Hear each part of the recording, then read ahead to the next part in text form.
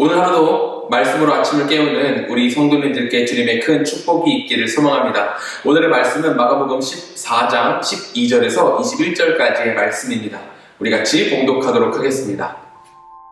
무교절의 첫날, 곧 유월절 양 잡는 날에 제자들이 예수께 여짜오되 우리가 어디로 가서 선생님께서 유월절 음식을 잡수시게 준비하기를 원하시나이까 하매 예수께서 제자 중에 둘을 보내시며 이르시되 성내로 들어가라. 그리하면 물 한 동이를 가지고 가는 사람을 만나리니 그를 따라가서 어디든지 그가 들어가는 그 집 주인에게 이르되 선생님의 말씀이 내가 내 제자들과 함께 유월절 음식을 먹을 나의 객실이 어디 있느냐 하시더라 하라. 그리하면 자리를 펴고 준비한 큰 다락방을 보이리니 거기서 우리를 위하여 준비하라 하시니 제자들이 나가 성내로 들어가서 예수께서 하시던 말씀대로 만나 유월절 음식을 준비하니라. 저물매 그 12를 데리시고 가서 다 앉아 먹을 때에 예수께서 이르시되 내가 진실로 너희에게 이르노니 너희 중에 한 사람 곧 나와 함께 먹는 자가 나를 팔리라 하신대 그들이 근심하며 하나씩 나는 아니지요 하고 말하기 시작하니 그들에게 이르시되 12 중에 하나 곧 나와 함께 그릇에 손을 넣는 자니라. 인자는 자기에 대하여 기록된 대로 가거니와 인자를 파는 그 사람에게는 화가 있으리로다. 그 사람은 차라리 나지 아니하였더라면 자기에게 좋을 뻔하였느니라 하시니라. 오늘의 본문은 예수께서 제자들과 식사하시는 내용을 담고 있습니다. 오늘 본문 12절에는 이날이 무교절의 첫날, 곧 유월절 양 잡는 날이라고 시간적 배경을 이야기하고 있죠.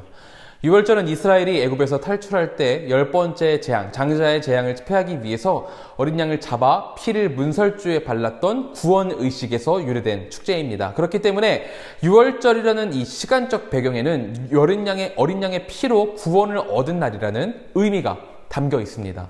우리는 오늘 본문에서 예수님이 유월절에 제자들과 특별한 만찬을 드셨다는 이 사실을 통해 인류를 위한 어린 양이 되신 예수 그리스도께서 구원을 이루실 것을 미리 예표하고 계신 것으로 볼 수 있게 되는 거죠. 이것은 예수님의 십자가 사건이 어떤 성난 민중들에 의해서 우발적으로 이루어진 것이라든지 유대 종교 지도자들의 계략 등으로 인간적인 조작에 의해 일어난 것이 아니라 하나님의 놀라운 주권적인 역사 아래 신적인 계획으로 이루어진 것임을 우리에게 나타내 주는 것으로 볼 수 있습니다. 이렇게 하나님의 구원 계획이 우연 발생이 아님을 증거하는 내용이 오늘의 본문에 담겨져 있는데요. 첫 번째로 13절과 14절을 통해 우리는 그것을 알 수 있습니다. 13절입니다. 예수께서 제자 중에 둘을 보내시며 이르시되 성내로 들어가라. 그리하면 물 한 동이를 가지고 가는 사람을 만나리니 그를 따라가서 어디든지 그가 들어가는 그 집주인에게 이르되 선생님의 말씀이 내가 내 제자들과 함께 유월절 음식을 먹을 나의 객실이 어디 있느냐 하시더라 하라. 제자들이 예수님께 유월절 음식을 어디에서 준비하면 좋겠냐고 물었던 것 같습니다. 그러자 예수님은 제자 둘을 보내시면서 성문 안으로 들어가면 물동이를 메고 가는 사람을 만나게 될 것이고 그를 따라가 그가 들어가는 집의 주인을 만나서 그 주인에게 객실을 달라고 하면은 너희들에게 그 공간을 줄 것이라고 말씀을 하셨습니다. 사실 이 동네에 물동이를 메고 가는 사람이 한두 명만 있는 게 아닐 것이고 예수님께서 그 당시에 핸드폰이나 아니면은 무선 통신을 가지고 있는 것이 아니기 때문에 제자들 몰래 이것을 계획하셨을 것이라고 볼 수도 없습니다.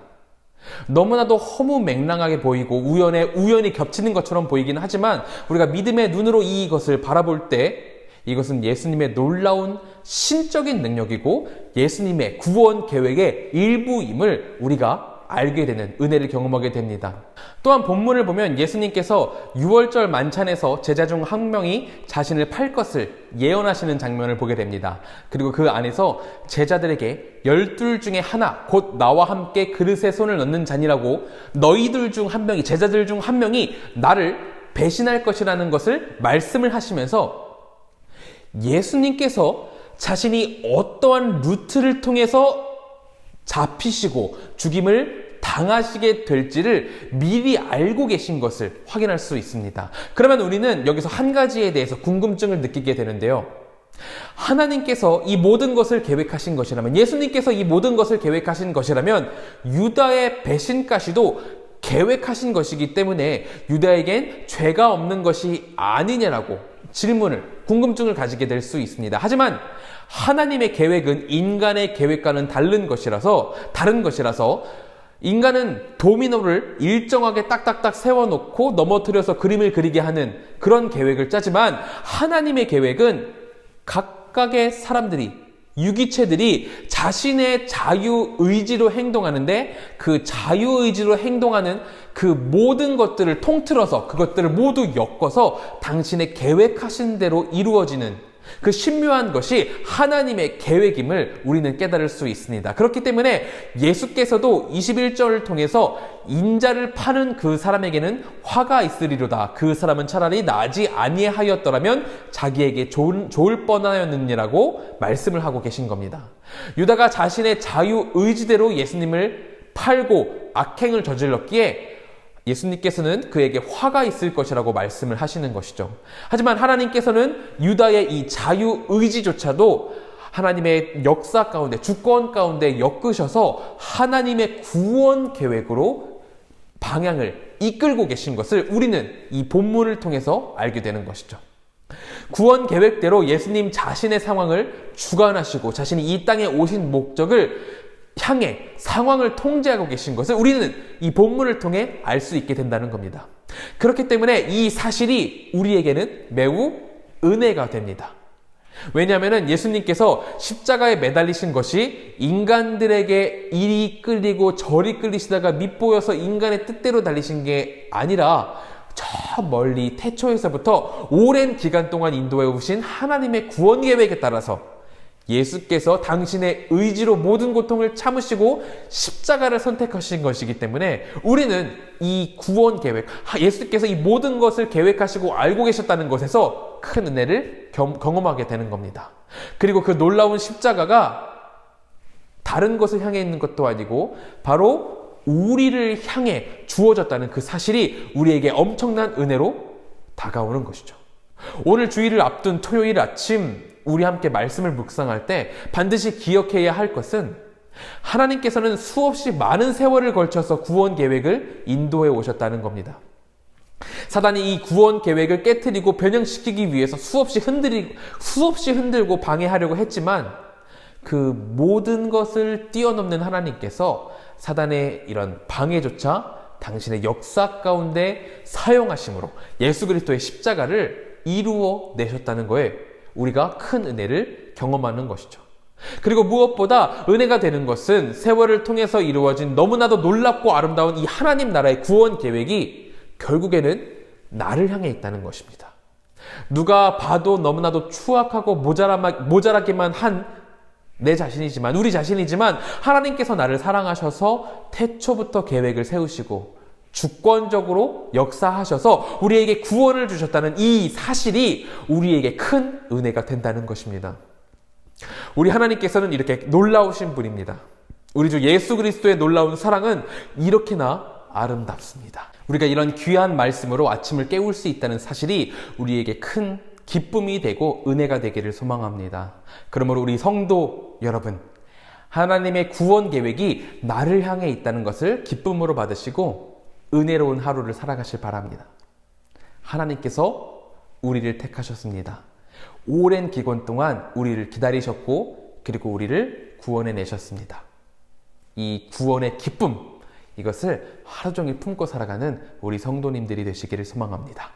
우리 이 시간에는 함께 기도했으면 좋겠습니다. 첫 번째로는 이 세상을 주권적으로 다스리시는 우리 주 하나님, 우리를 구원하시고 예배하도록 인도하심을 감사드린다며 이렇게 하나님께 감사의 기도를 드렸으면 좋겠습니다. 또한 기도하실 것은 하나님 시국을 보살피셔서 코로나를 더 회복시키시고 우리 대한민국 가운데 주님의 사랑이 거하도록 주님의 사랑으로 모든 사람들이 마음의 아픔을 치유받고 구원을 받는 그런 놀라운 일이 있을 수 있도록 하나님 인도하시옵소서라고 기도했으면 좋겠습니다. 또한 세 번째로 기도할 때에는 니제르의 손영희 선교사님을 위해서 함께 기도하기를 소망합니다. 아프리카 중서부에 발생한 홍수로 니제르에 많은 이재민과 피해가 발생했는데 주님의 인도 안에서 잘 복구되고 회복되도록 기도해 주시고, 재봉학교 아이들이 복음에 관심을 갖게 해주시고 어려운 상황에도 낙심하지 말고 지속적으로 복음을 사모하는 마음을 갖도록 기도해 주셨으면 좋겠습니다.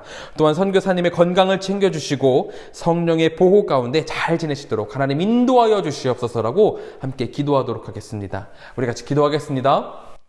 은혜로우신 하나님, 이 세상을 주권적으로 다스리시는 우리 주 하나님의 은혜를 우리가 구합니다. 하나님께서 이 주권적으로 다스리심으로 구원 계획을 이루시고 우리를 구원하셨습니다. 그 놀라운 은혜가 우리 가운데 함께 하길 원합니다. 하나님, 우리가 주님을 기억하고 주님과 함께 동행하며 나아갈 수 있도록 인도하여 주시고, 하나님, 우리가 예배 가운데 거하게 하심 감사드립니다. 이 감사함을 통해 우리가 주님을 찬양하고 주님을 더 높이고 주님께 더 예배하는 그런 귀한 성도 될 수 있도록 하나님 인도하시고 붙들어 주시옵소서. 감사드립니다. 주님의 은혜가 우리에게 풍족하고 넘칩니다. 우리를 인도하여 주시옵소서. 또한 기도할 때에는 하나님, 우리가 심으로 계속해서 이루고 있습니다. 하나님, 이 모든 것 가운데 주님의 은혜가 하나님께서 치유하시고 하나님께서 고치셔서 속기 회복하여 건강하게 살 수 있도록 하나님 인도하시고 붙들어 주시옵소서. 또한 대한민국이 있습니다. 대한민국에 계속해서 분열의 가운데 싸움을 하고 서로 미워하고 있습니다. 하나님, 이 모든 것 가운데 주님의 사랑이 함께 하셔서 서로가 서로를 사랑하며 또한 예수 그리스도의 구원 안에서 한 가족이 되어 살아갈 수 있는 대한민국이 되도록 인도하시고 붙들어 주시옵소서.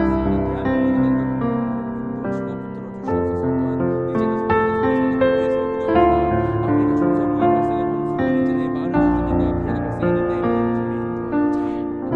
회복되도록 하나님 인도하시고 붙들어 주시옵소서. 또한 재봉학교 아이들이 복음에 관심을 갖게 해주시고 어려운 상황에서도 낙심하지 말고 지속적으로 복음을 사모하는 마음을 갖도록 하나님 인도하시고 붙들어 주시옵소서. 또한 선교사님의 건강을 챙겨주시고 성령님의 보호 가운데 잘 지낼 수 있도록 하나님 인도하시고 붙들어 주시옵소서.